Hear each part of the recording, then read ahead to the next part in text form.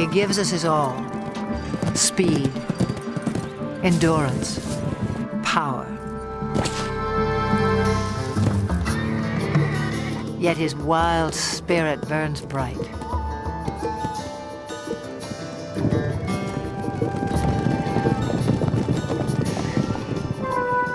Spark of ancient myth, pride of king and conqueror. He was the backbone of civilization. History was forged to the beat of his hooves. Even now, he still lays claim to the heart, with all the bold beauty that is the horse.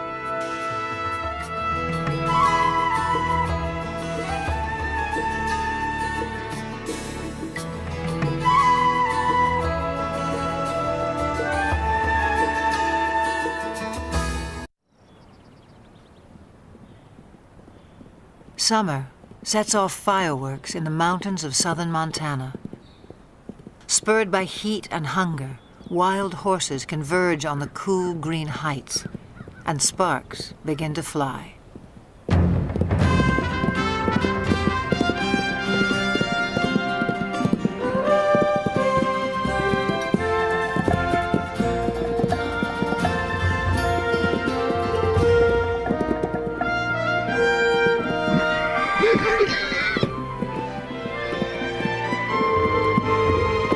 Stallions spar and court young mares in a drama as old as the hills.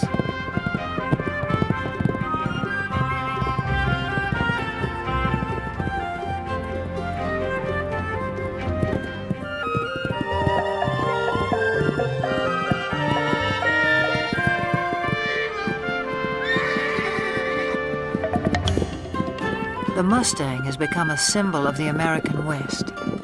But some say he's a newcomer to these parts, even a trespasser. The truth is tangled in the long and winding history of his kind.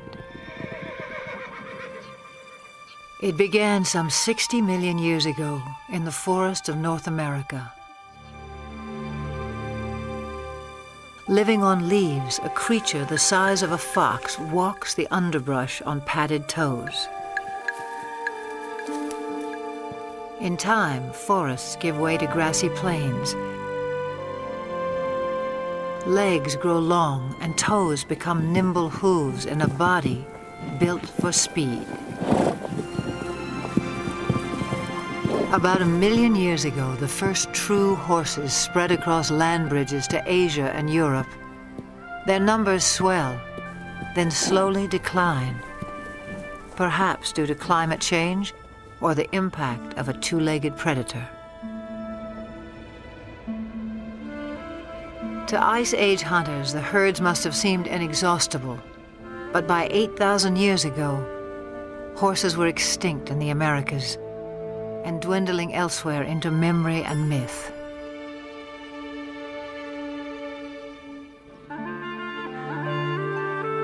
Then somewhere on the steppes of Eurasia, at least 4,000 years ago, the horse inspired someone as more than just a meal.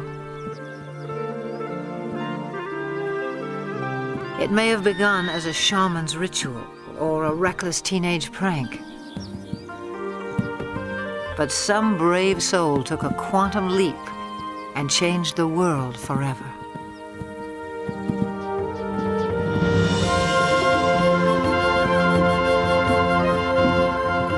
The horse utterly changed our sense of distance and speed. He carried us forward in space and time and made our world smaller. Great equestrian cultures arose and thundered across antiquity.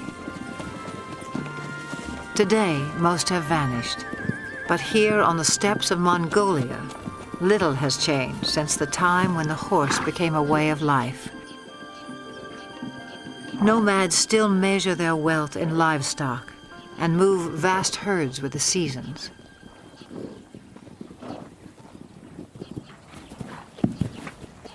Small but hardy, Mongolian horses endure a harsh climate and grow a thick winter coat. When pasture is meager, they can survive on very little.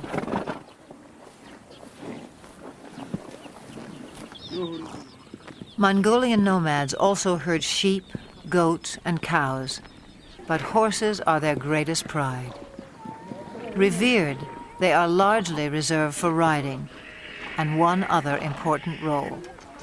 Mongolia's national drink, called arak, is fermented mare's milk. Life in the saddle begins early, in keeping with a local proverb. A Mongolian without a horse is like a bird without wings.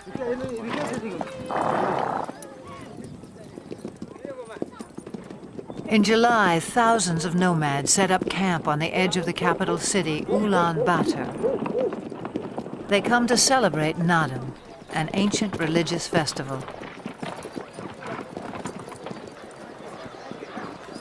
National competitions of traditional sports are held, including 2 days of horse racing. One of the country's top horse breeders, Hang Medic, traveled over a week to take part in what will be his 30th Naadam. From a herd of 400 head, he has brought his 12 fastest horses. Also in tow are his grandchildren. For good reason. Riders must be under 12 to compete at Naadam. Training, however, is no child's play. It's what Hang Medic lives for.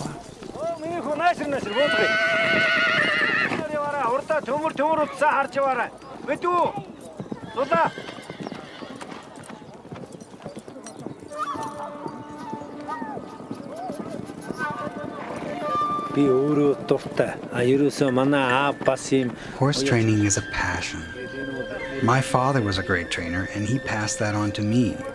It's the same for most Mongolian people. We compete at Naadam to see who has the best horse, and because we're so proud of our horses. A fine racehorse is a symbol of good luck and happiness.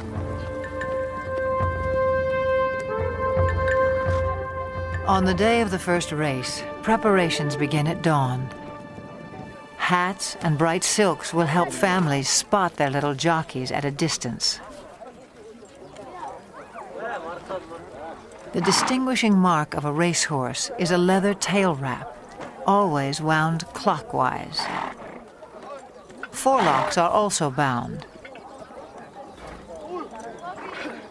Hang Medic enhances the look with a charm bearing Mongolia's national emblem. He has high hopes for this young stallion.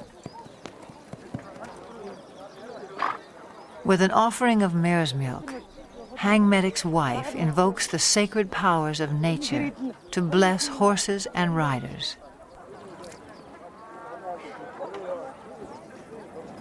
A circle of incense purifies. A drop of arak protects from harm.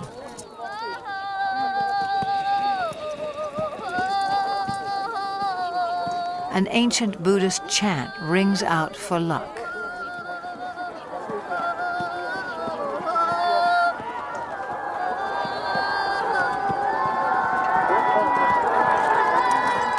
Some 500 riders will compete in the first race. Parents on horseback swell their ranks. By tradition, they circle clockwise at a staging area near the finish line.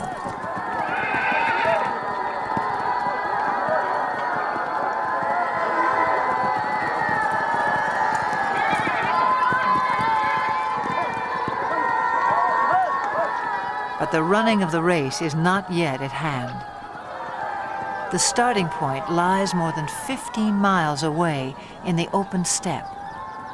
To reach that point at a walk will take the racers some 3 hours, which leaves time to kill for everyone else. Nomads like Hang Medic take the moment to catch up with old friends and trading partners. For people who live much of the year in relative isolation, there's also the irresistible allure of new faces.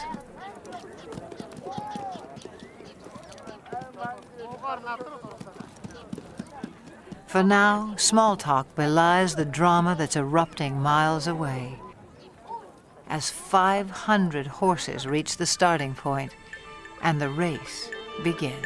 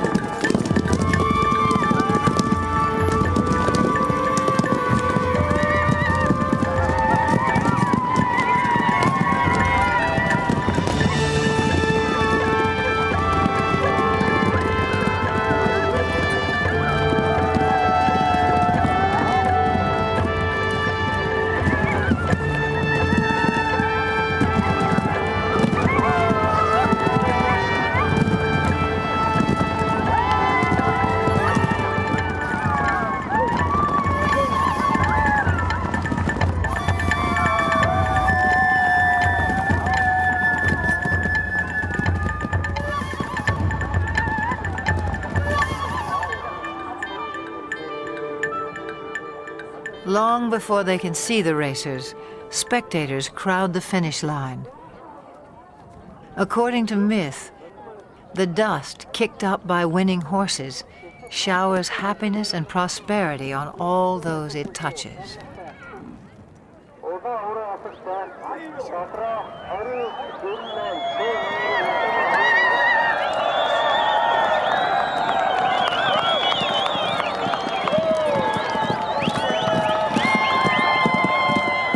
Frontrunners have been galloping for nearly 30 minutes. By Western standards, this might qualify as an extreme sport. But these are the descendants of Genghis Khan, who forged the largest land empire ever known on horseback.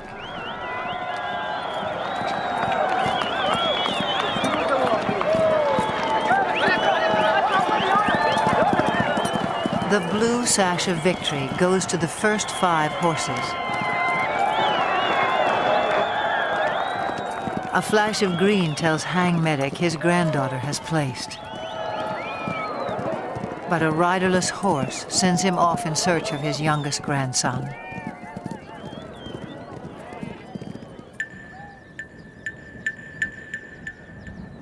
After an initial flurry, racers trickle in for another hour.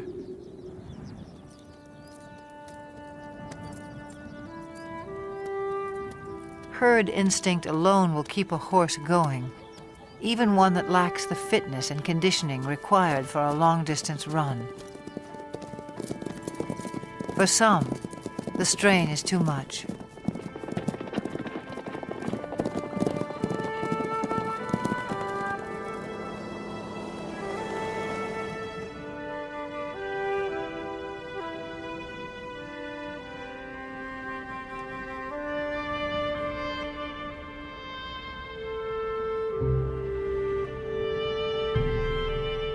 When a horse dies on the racetrack, the trainer is dishonored.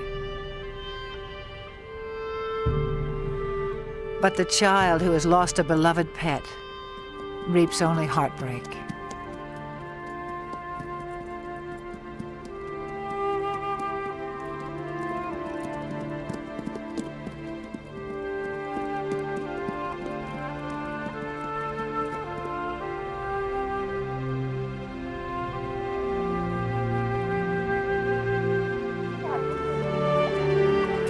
A fall near the starting point dashed the hopes of Hang Medic's grandson.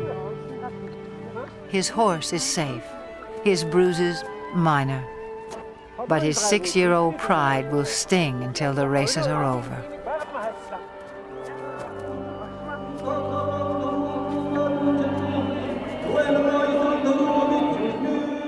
Nadam concludes in the National Stadium. with a parade of champions. Hang Medic is twice a winner. His grandchildren take 2 of his horses through their victory laps.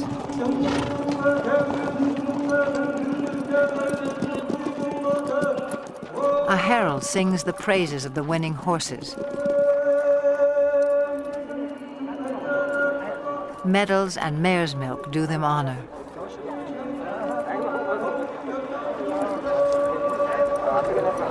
But for each little rider, the highlight is a kiss from the president of Mongolia.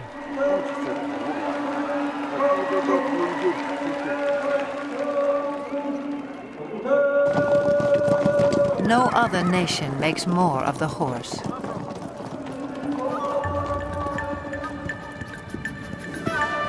Fiery steed, faithful servant. He is all good things to the Mongolian people. In return, they may succeed in saving the last truly wild horse on Earth. Before the rise of civilization, his kind ranged throughout Asia and Europe. Alert and aggressive, they were elusive prey with their camouflage of tawny coat, their upright two-toned mane. These horses were already rare in 1878, when Russian explorer Nikolai Przewalski returned from Mongolia. He carried a skull and hide that would prompt the announcement of a new species.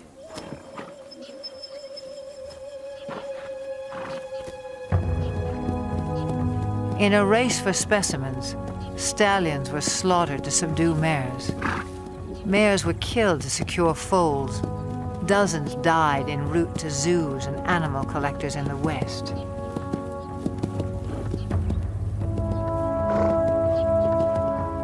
Przewalski's horses were last sighted in the wild in the 1960s. A decade later, fewer than 300 survived, in captivity only. This endangered species was declared extinct in the wild.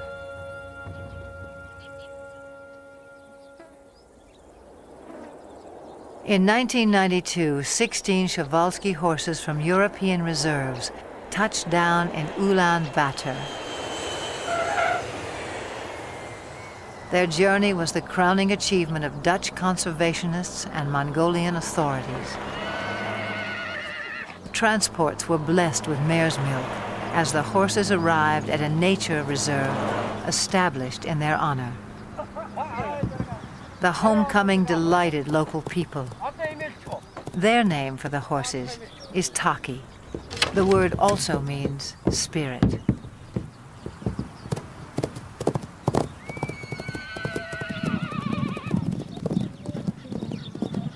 Today, some 80 free spirits roam 120,000 acres under watchful eyes.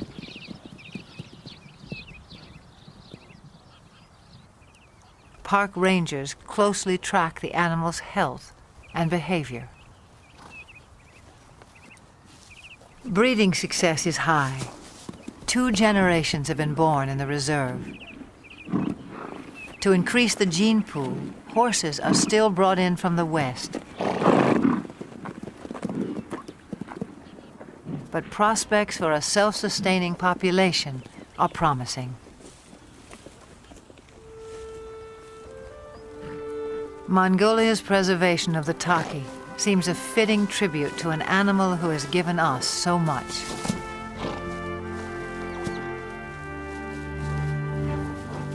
Domesticated, the horse revolutionized our world, but in the process, he was also transformed.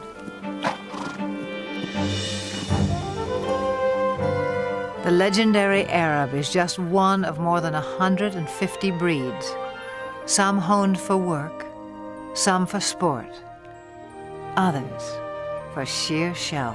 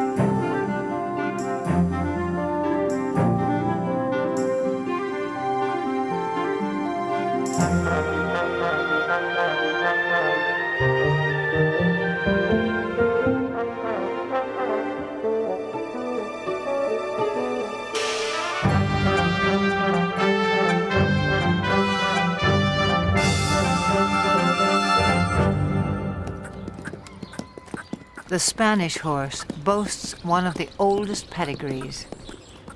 His speed and stamina were praised by the Romans. The famous Spanish riding school in Vienna was founded in his name. A dancer's grace made him a favorite of monarchs and earned him the title Royal Horse of Europe. Today, he inspires a new generation. At the Royal Andalusian School of Equestrian Art in the town of Jerez in southern Spain. Few gain admission here. Only first-rate horses, trainers, and students. A strict curriculum has produced several Olympic competitors. The school also keeps tradition alive.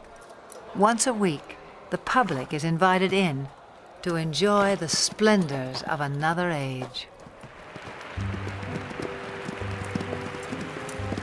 In 18th century costume, riders recreate the height of classical horsemanship as it was practiced throughout the courts of Europe.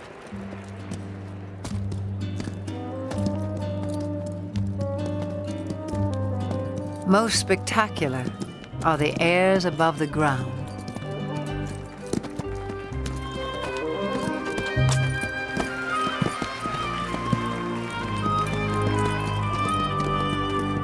Horses naturally leap and kick when fighting. Centuries ago, cavalry mounts were trained to perform these moves in battle.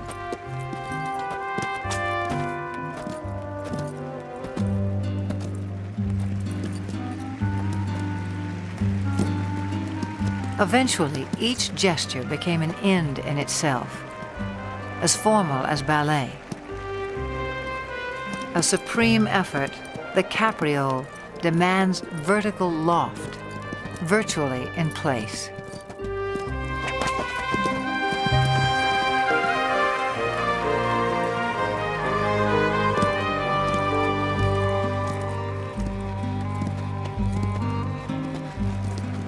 Few can perform this exacting dance with the power and precision of the Spanish horse.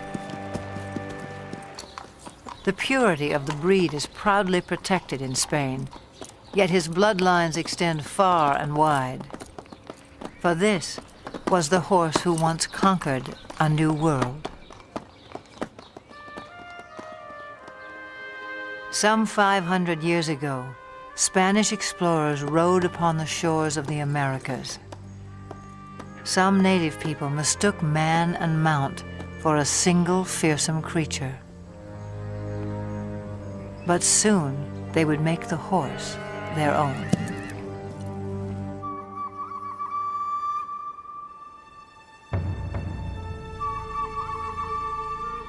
Through stealth and trade, Native Americans embraced the horse. It was said they came to each other like long-lost brothers.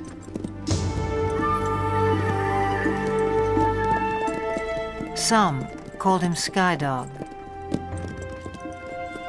He opened vast horizons in this life and haunted their visions of the afterlife.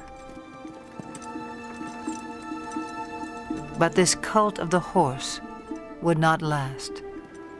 By the 19th century, Native Americans had been robbed of land and livelihood.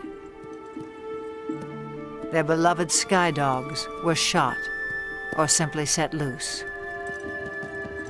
Scores of Indian ponies joined strays and runaways, already thriving in the wilderness.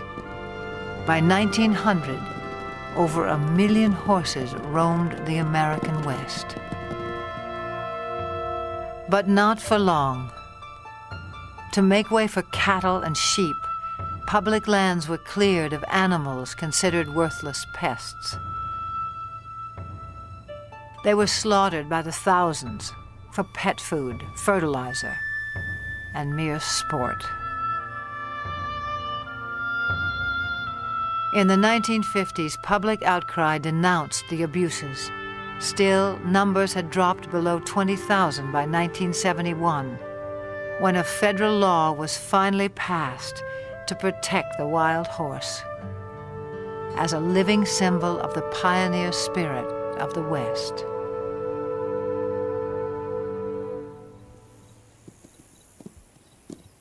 Today, the Bureau of Land Management oversees some 45,000 horses on public lands in 10 states.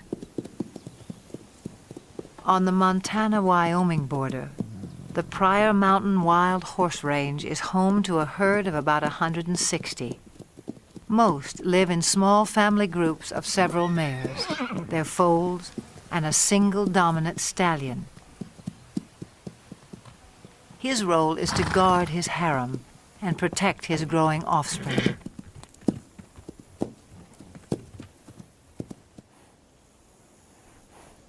This stallion, known as Raven, is one of the most dominant on the range.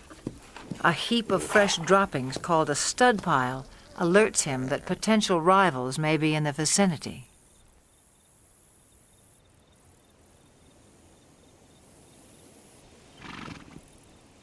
A band of young bachelor stallions prompts Raven to move his family to a safe distance.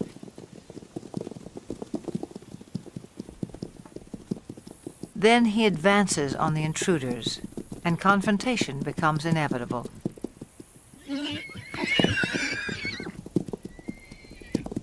Raven may be outnumbered, but at 10 years old, his maturity and experience give him the advantage.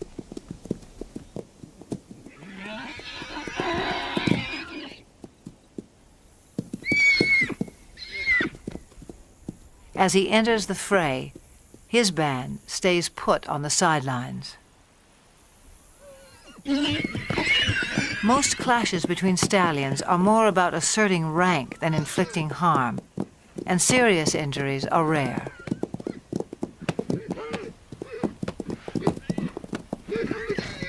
In the end, the bachelors move on unscathed but chastened, and Raven returns to his mares.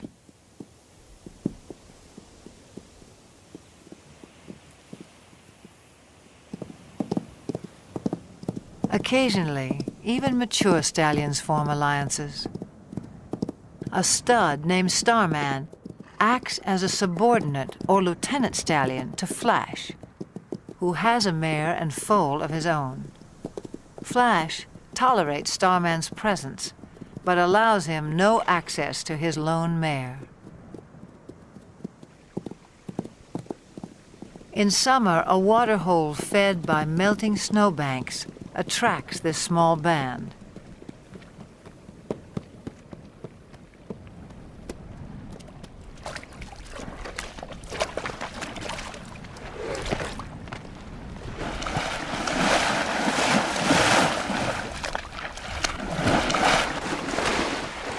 The mare enjoys a soothing mud bath, while her 3-month-old foal plays with the idea. But for now, the water holds no appeal for Flash's lieutenant stallion. Starman picks up the scent of another mare and sets off in hot pursuit. The mare's yearling son tries to intercept Starman, but fails to impress such a mature stallion.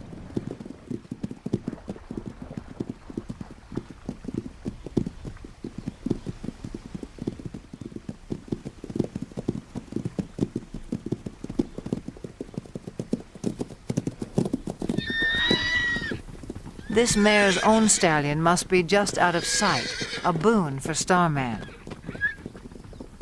Still, she rejects his advances.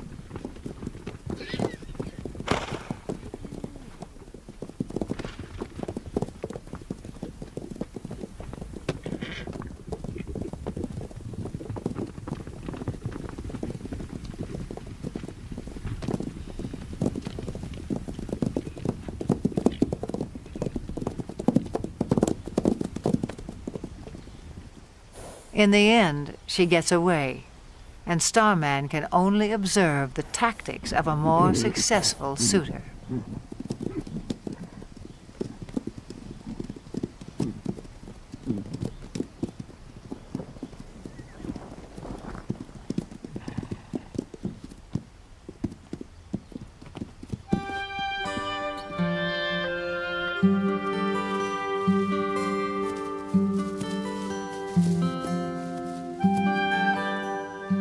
times, the Pryor Mountains seem heaven on earth for horses. Though much of the terrain is arid and winters are harsh, summer pastures can be glorious.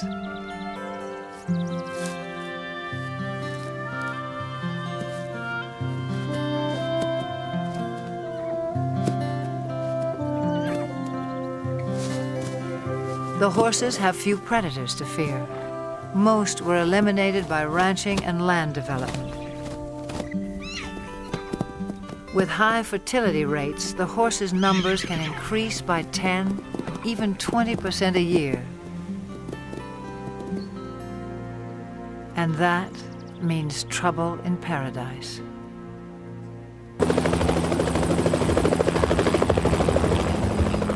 In the last 3 decades, the Bureau of Land Management has removed more than 100,000 wild horses from the range. The roundups are intended to protect public lands from overgrazing and ensure the health of the herds.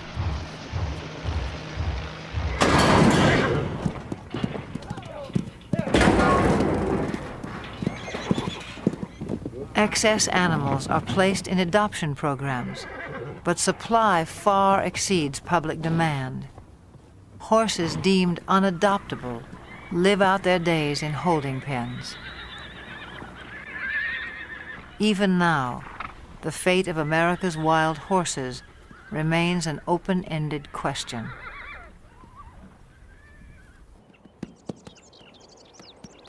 Some 4,000 years of domestication have failed to deprive the horse of his wild instincts. His natural impulse is to flee the company of humans. Brian Newbert makes a living not breaking, but in his words, starting wild or green horses.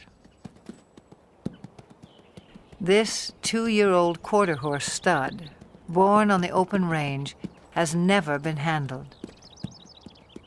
On his ranch in Northern California, Brian is about to make first contact.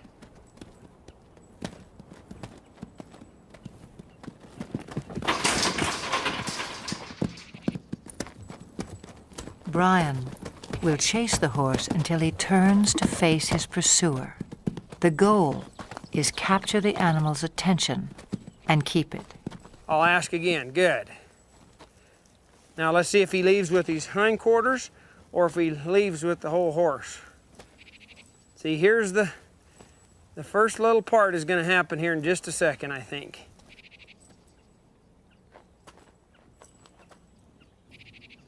Subtle shifts of body language keep the horse focused on Brian. If his attention wanders, I might see if I can get another step closer. As long as he's doing that, I'll just let that soak in.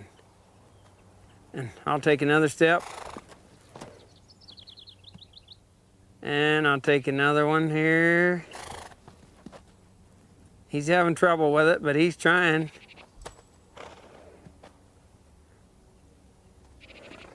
He's gonna have to leave here pretty soon. And I'll try to direct him back. There, he adjusted in the rear quarters. That's what I'm gonna need here.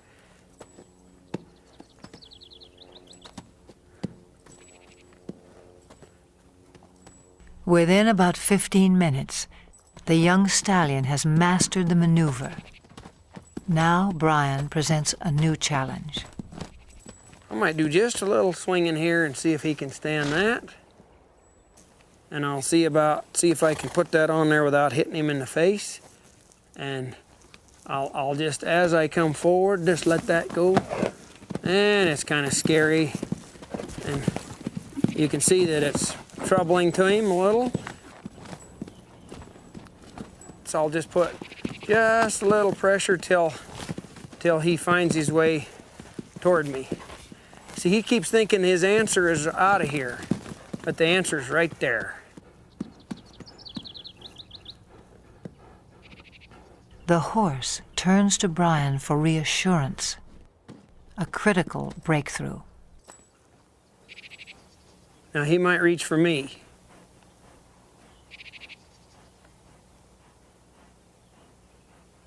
Let's see if... He come in here, I'll see if I can get another half a step without scaring him.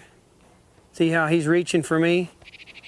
Now here's a spot where you want to watch their ears, because some of them they'll take a run at you. Now I'll just wait here till he reaches. Like that. See him smelling me instead of...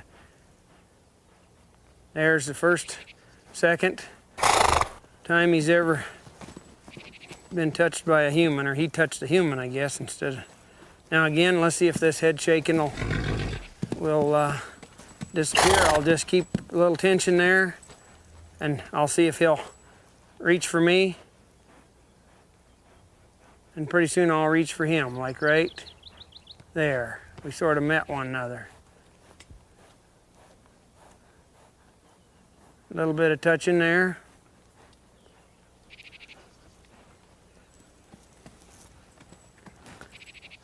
A little bit more here. See, he's finding out he can touch me and reach for me now. In a horse, there's a spot in there where they can just turn loose emotionally. You can see in their eye and their face a change that comes over them. And they'll begin to drop their head and their eyes will soften, and you can just see that they're beginning to trust you. And then you can move right on and really advance then. I'll get my weight shifted back. He's feeling a whole lot better about things now. He's finding out I can touch him and he won't get hurt. Less than half an hour after the first touch, Brian tests the saddle. It's kind of important to swing this on so that it doesn't hit him.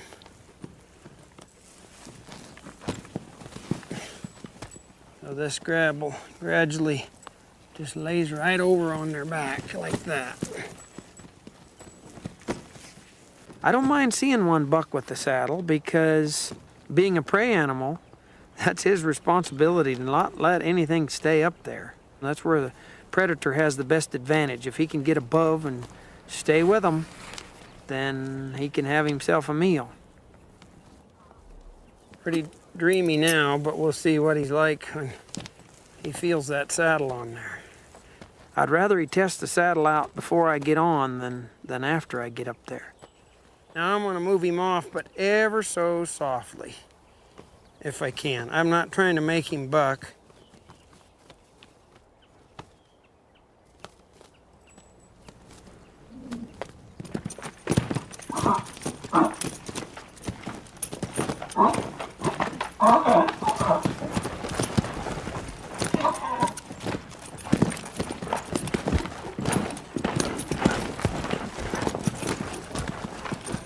Okay, maybe I'll give him a little consoling.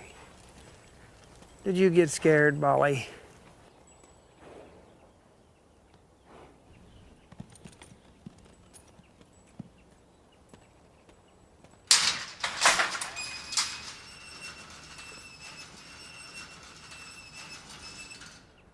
It's been less than 2 hours since Brian began work, a fairly routine first session. He'll leave the saddle in place for a few more hours, then give the young stallion a well-earned rest until morning.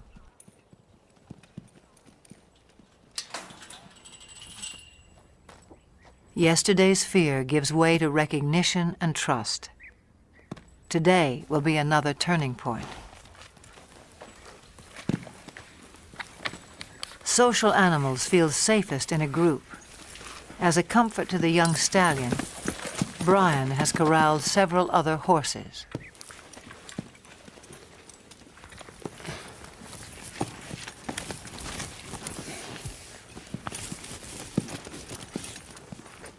See, if he wiggles, I'll just wait here till he stands put.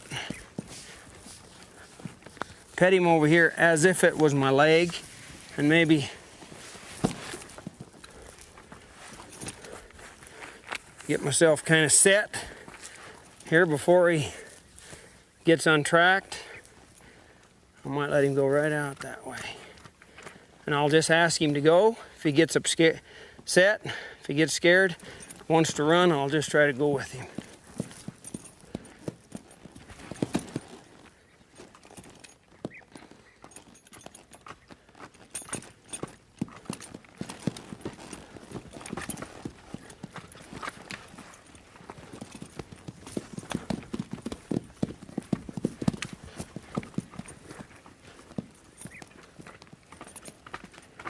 People ask me about this new way of working with horses. As far as I know, it's been around as long as there's been horses and man interacting with one another. I don't know how the first man could ever got on a horse for the first time without having something working for him.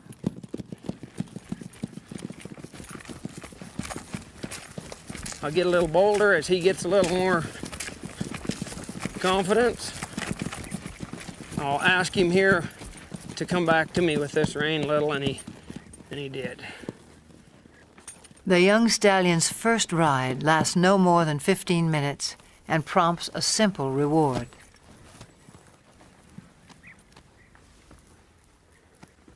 Hey, kid.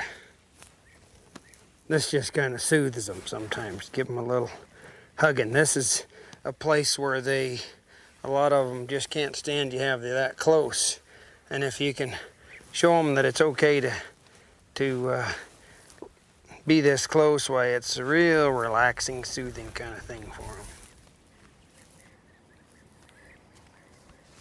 They really have to trust you.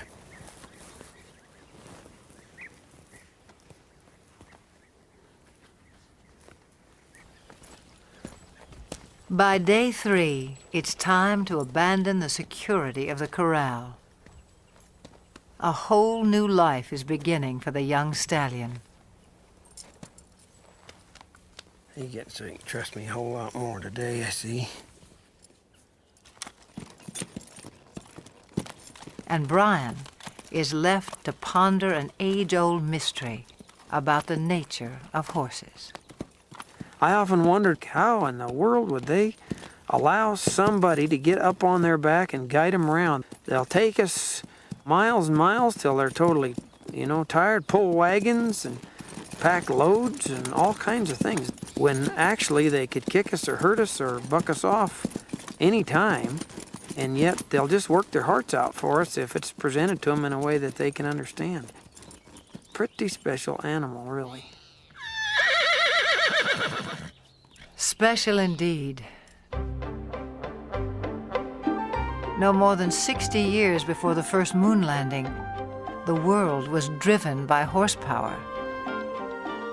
Every sector of the economy relied on him. Transport and trade, industry and agriculture. No creature served us better in the building of civilization or its occasional overthrow. For millennia, the war horse prevailed in battle. If not for a horse, would Alexander have been great? Who can imagine Attila the Hun or Napoleon on foot? Over 1 million horses served in World War I. Nearly a third died.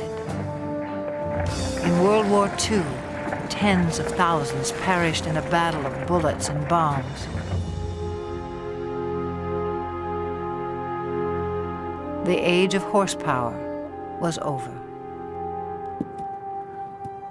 And yet there are more horses in the world today than during the 1800s, some 62 million. In an age of technology, perhaps we yearn all the more for the touch of something wild.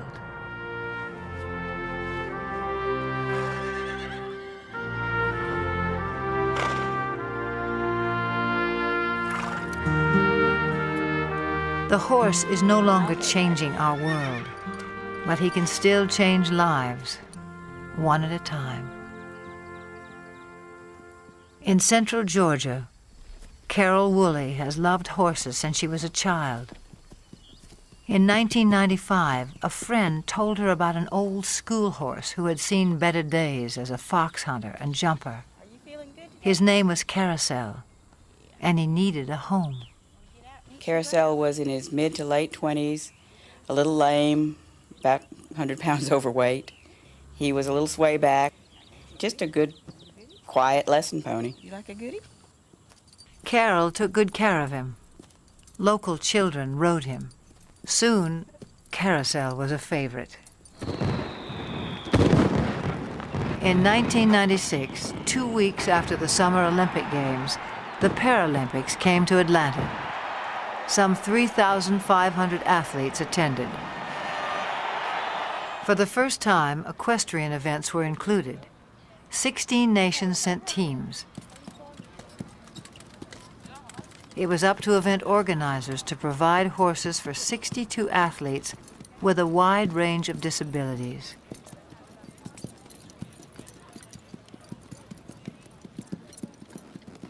Each would be judged on precision, smoothness, and harmony of horse and rider while performing a set pattern in the arena.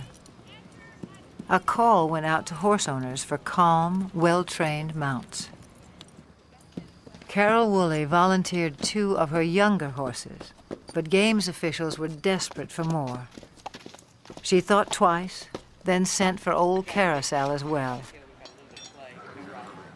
After a checkup, he was quickly put to the test.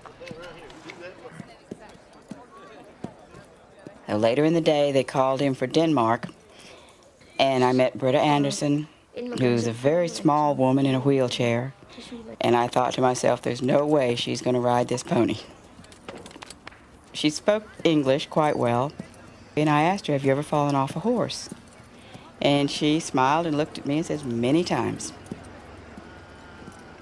Far from falling, on the day of competition, Britta and Carousel took Carol by surprise. Anderson of Denmark. Anderson. Britta and Carousel made a connection. He knew exactly what she wanted, and she knew how to get the most out of him. And he loved her. I'm still not sure how she did it, but they were just a perfect match.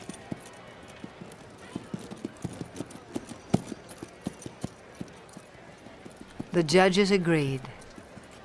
The pair took first place in their division and received the highest score of all the competitors.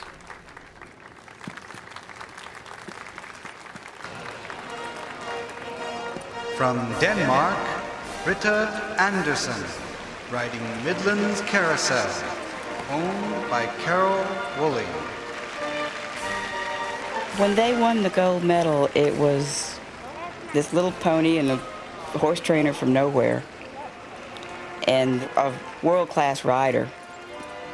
And the thought that they actually won that gold and they earned it, it was probably one of the high points of my life.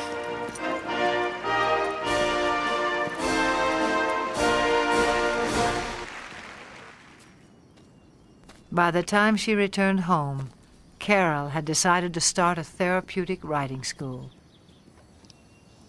Would it be easier to face the other direction to get off? I think so. Horseback riding can improve balance and muscle tone, as well as a sense of independence and self-esteem in people with all sorts of disabilities. For Carol, there's no greater reward than to see someone like 13-year-old Sarah take her first ride. We got you now, kid. You're riding, kid. You're riding. You want your back? When you take a child out of a wheelchair and put him on a horse, he's immediately taller. The walk of a horse mimics the same movement you get to actually walk on your own legs. It gives them a freedom of mobility. It gives them control over something that they may have never known before. They can control where they're going.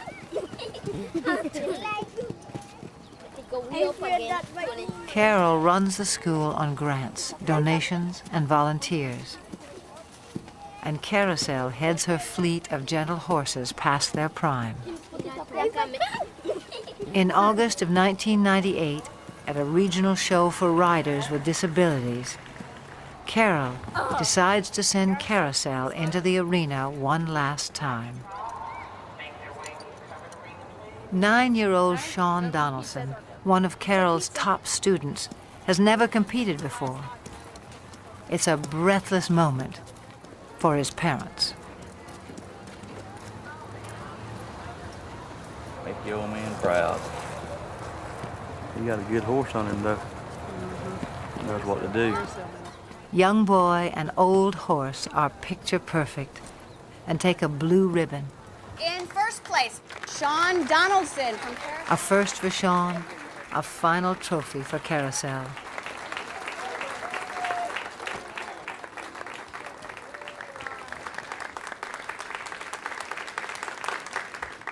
The competition concludes with a ceremony. As a symbol of retirement, Carol removes the saddle from a little horse of unknown breeding who has meant so much to so many.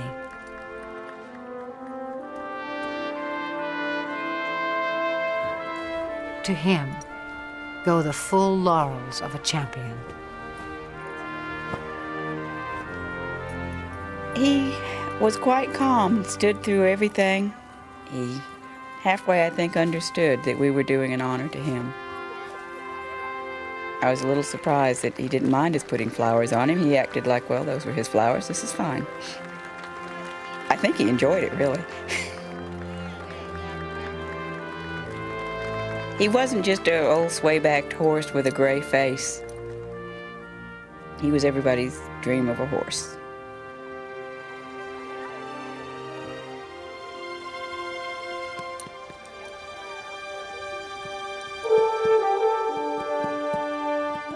He's served everyone that's ever owned him, every place he's been. He's done everything we've asked him to do, all of his life.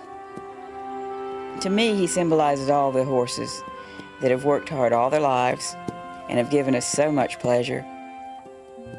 He's a fairy tale of a horse, but there's probably thousands of them out there just like him. I guess he's the poster child for all of them.